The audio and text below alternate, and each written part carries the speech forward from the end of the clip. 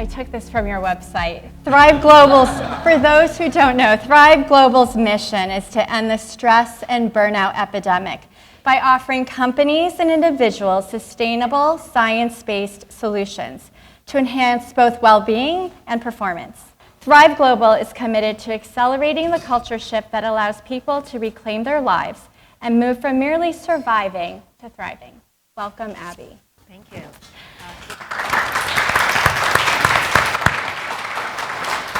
So I recently watched a video of you online that you made for Founder Made, and something you said really intrigued me. You said, I build because I am a daughter, a wife, a mother, a granddaughter, a friend, and all of these people in my life need me to build. I loved that, and I would love to hear, what do you build or have you built? What do your loved ones?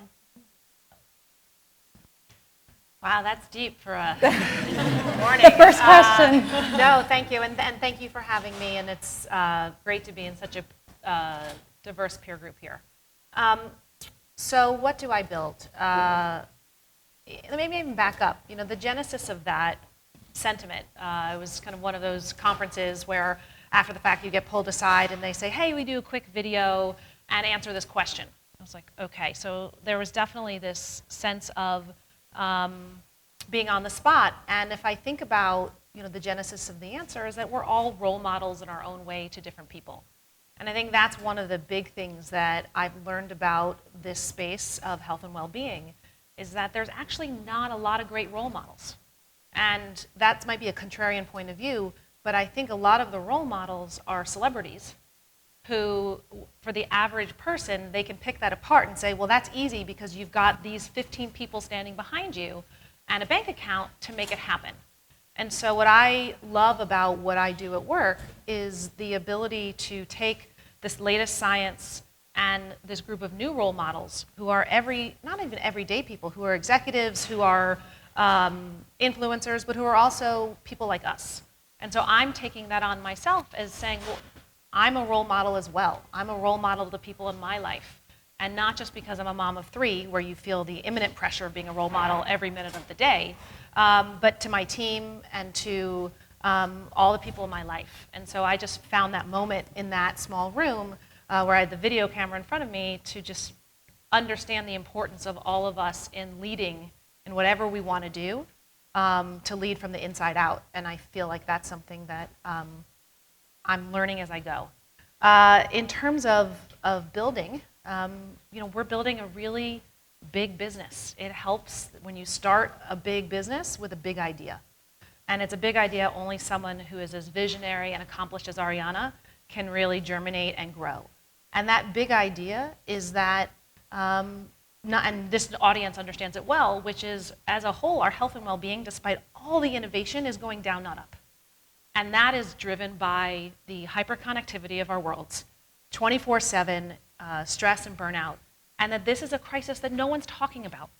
We are starting to talk about acute healthcare issues and the 150 million people who are depressed around the globe, and we're talking about some of those from a very clinical sense. But we're not talking about it as really a social movement. And what we have been able to do so far, and we launched end of November, and so we're 5 or 6 months in, is to really be the hub for that social movement. Part of the reason why I think we're getting a lot of traction is not just because of the science and the storytelling and role modeling, but because a piece of the story that's been missing in the wellness category. And I even hesitate to say wellness because I think actually as an industry, it's kind of got a bad rap. And I think part of the reason why it's got a bad rap is either it felt, and maybe you feel this way too, Dr. Lippman, it felt as your parents told you, well, or the doctors in South Africa, well, that's fringe, or that's left wing, or that's kind of, that's for people who want to go sit under a mango tree, and not perform. And what we've seen is that if you, the science says if you combine well-being, if you invest in well-being in your sleep and clarity and physical, all the physical elements as well as the emotional elements, it leads to performance. You see it in the boardroom. You see it on the basketball court. We see it in our everyday lives. So I think that's the other piece of building, is to really change beliefs, and the belief that wellness is something for the 1%, and wellness is something that you do in your free time, is not really accurate. It's about integrating well-being into your everyday life so that you can perform better. Couldn't agree more. I came across Arianna Huffington at Thrive Global at a time when I really needed to. Mm-hmm. My weakest pillar of health is I don't sleep enough. And to hear Arianna and Thrive Global just an organized effort to start reframing the value of sleep was very helpful, because I, like many others that Thrive Global addresses, is, did I lose my mic? Is,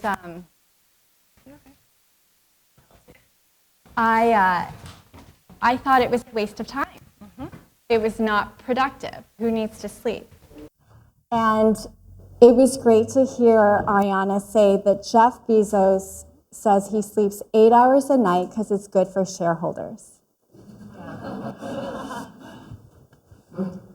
I won't respond to that one directly, but it's interesting.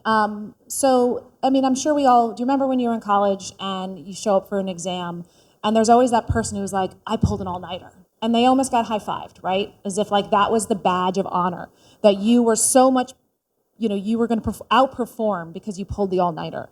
And we have the same that goes on in corporate America. This sense that the number of hours we take to do something equates to performance. And you asked before about the science of sleep. I mean, to me, one of the easiest ways that I got around that where there's two scientific facts. And that's why I love what we do, because if you can take the science from academia and turn it into, frankly, through media, turn it into something people can understand and relate to. So 2 facts that have changed my view on sleep. One is that, and forgive me, Dr. Lippman, your brain at night when you're sleeping needs to flush out the toxins from the day. All the stress and the anxiety and all of the different things that have happened. It's a neurological experience. It's like a dishwasher, though. If you open the dishwasher while it's still on the rinse cycle, you haven't fully washed your dishes. And the same thing happens when you sleep. If you do not sleep enough hours, you basically have not gone through your whole cycle to be recharged for the next day. So that was one science kind of debunked. The second, and I'm going to get this a little bit off, but there have been studies that show that when you get less than 6 hours of sleep, which we've all done, 2 nights in a row, the third day it's as if you have a blood alcohol level of mild intoxication. And so there's a lot of intoxicated people going around the world. And so for me, those were 2 pieces where it's like, okay, that's what the science says, I get it. And then it comes down to behavior change. So, I've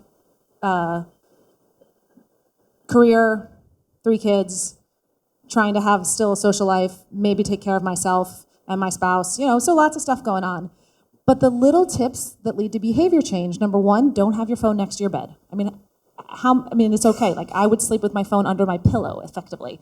And having a phone next to your bed is the worst habit from the perspective of you don't appreciate the noises that your phone can emit through the night, number 1. Number 2, if you wake up at all, what do? You roll over, see what happened. And number 3, in the morning, what's amazing is that if you actually spend your first 5 minutes after you wake up without looking at your phone, your anxiety levels for the entire day are dramatically lower. And this is proven. So that's a habit that is easier on sleep.